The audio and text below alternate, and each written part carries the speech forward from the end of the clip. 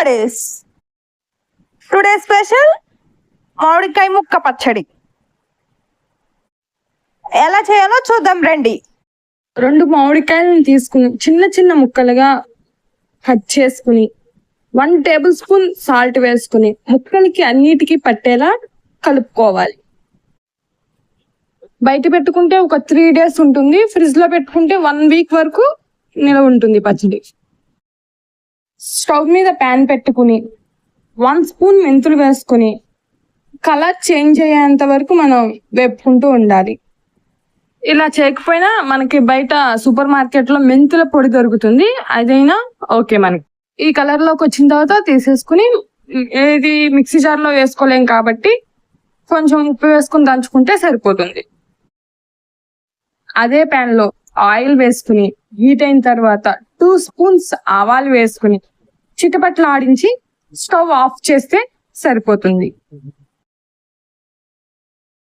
Oil చల్లారిన తర్వాత గోరువెచ్చగా ఉన్నప్పుడు 4 టేబుల్ స్పూన్స్ కారం వేసుకోవాలి.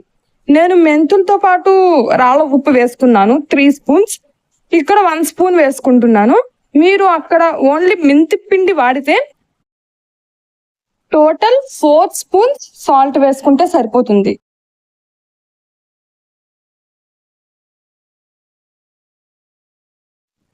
ఇవన్నీ వేసుకున్న తర్వాత ఉండలు ఏమీ లేకుండా మంచిగా కలుపుకోవాలి.